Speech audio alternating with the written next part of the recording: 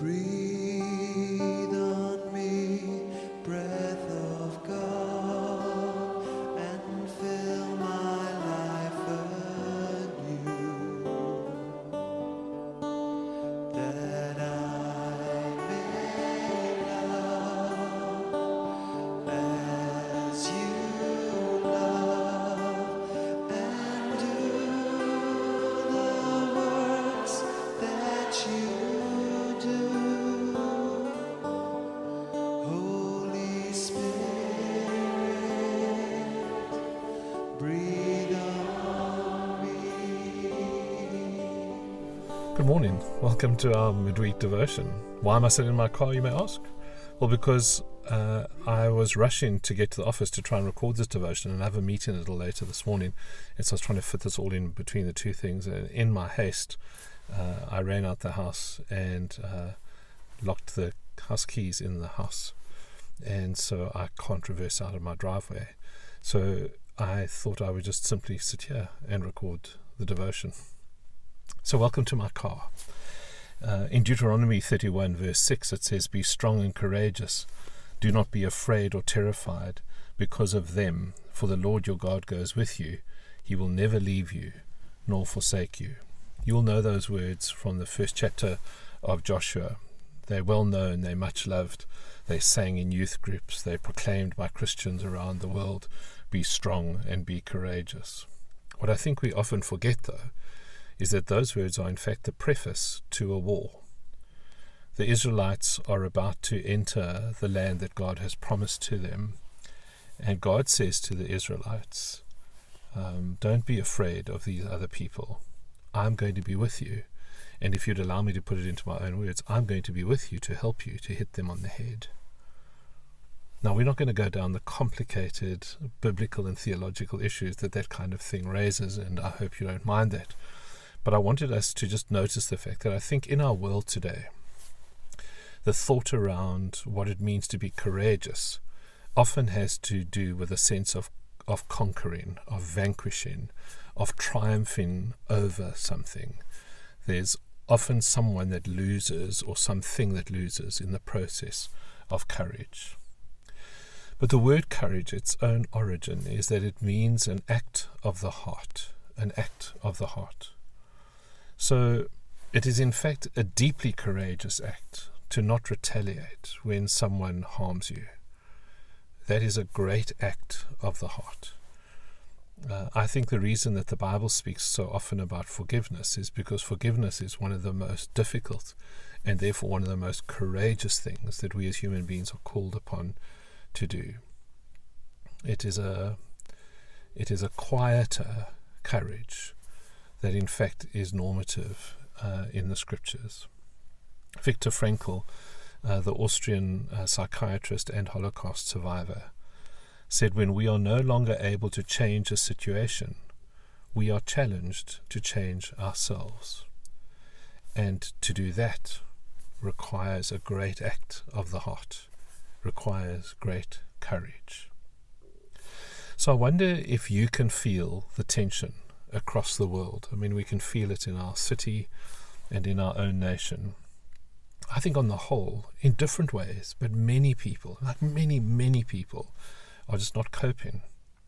We are all in some way or another fraying at the edges. On Friday last week, I drove up Cape Road to go and deliver some food parcels. And I want to tell you, Cape Road was as busy as I've ever seen it before. There was no hint of level 4 lockdown. This was level do whatever you like for people. It was busy, hectic, and it spoke to me of going, people can't do this anymore. Whether we're allowed to or not, we just kind of going ahead and doing our thing. And therefore, I think some of the greatest courage in a time like this in our country in these days is for us to keep behaving in a way that protects ourselves, but also considering protecting other people. It always, in every circumstance, takes great courage to love others well. Can I say that again? In every circumstance, it takes great courage to love others well. And so to recognize that this virus is not going away, And this is a situation we cannot change, and therefore it requires that we change ourselves, that we keep championing the practices which keep everyone safe, is a different act of courage. And as countries start opening up, last night we just heard the news that churches are able to open up to some small measure. All of those things are going to require from us that we make courageous decisions to not simply do what we're allowed to do, but to make the decisions that love others well. That's courage. There's a second quick observation I wonder if you'd let me make. I want to ask you again to not think of courage in terms of winning and triumphing and victory over something. I wonder if you could think with me today of courage as being that human quality when we are able, not in a resigned and pessimistic sense, but where we are able to let go, to release something, to be able to say, in fact, in this moment, if I'm honest, I'm at the end of my rope. I think it takes great courage to say that. In this moment, I'm at the end of my rope. I've always loved Dallas Willard's famous saying when he said, God's address is at the end of your rope. God's address is at the end of your rope. So my own sense is that the so-called courage that we see where people go to war and hit one another on the head is perhaps not so much an act of courage. It's an act of force. It's an act of violence. And certainly it does require, often from young men unwilling and not wanting to go to war, it has required courage indeed. But I'm not sure that that's where humanity finds its greatest expression of courage.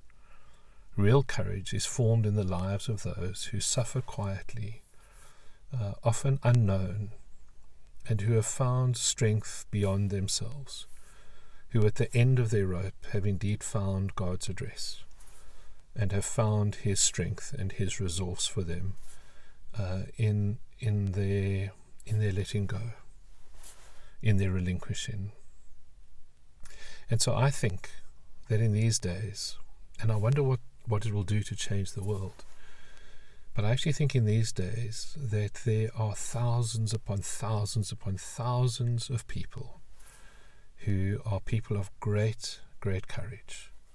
And I'm sure that some of you watching this are some of those precise people of great courage, who are enduring great difficulty, extreme emotions, extreme challenges, with great grace and great courage at the end of your rope, where you have found a resource you never imagined you might be able to find.